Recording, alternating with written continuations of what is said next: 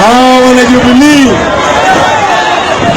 tuliwaambia kwamba nyinyi siku zenu ni 40. Siku ya mwezi ni ngapi? Ni ngapi?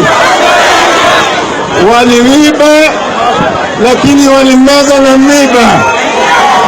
Sasa hawana mwelekeo, hajui kama wanaenda au wanarudi. Kazi yao sasa ni kuiba tu.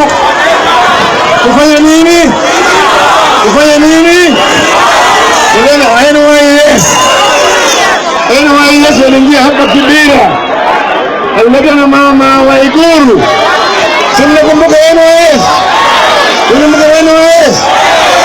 Waliiba shilingi milioni 780, sivyo? Na nilisema mama wa Ikulu ndio mwizi. Wanasema mama wa Ikulu walikuwa wanapiga firimbi. Analeta vurugu huko tena. Kijana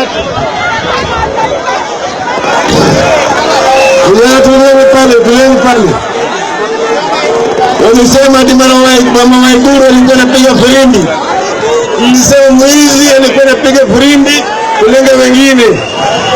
Sasa mmewacha mwana Kitinji wameweka pale kwa mahakamani. Ati wewe wa Ikulu unataka kuwa gavana ya Nairobi, unakubali?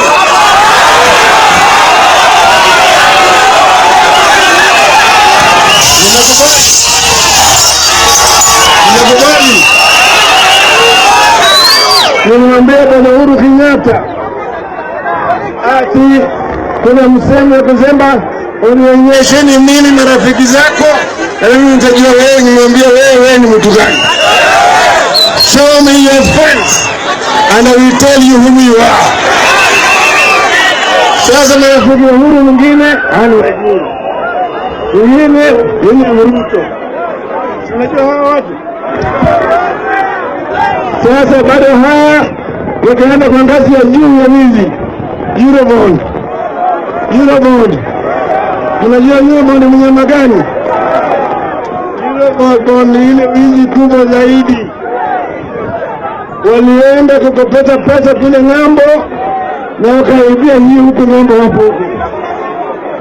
Shilingi bilioni 100 ambayo wameiba mpaka leo haijulikani iko wapi.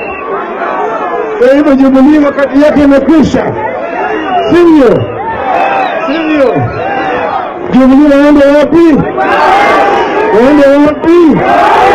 Wakati nasema Jubilee nyumbani yenu kwa mkono.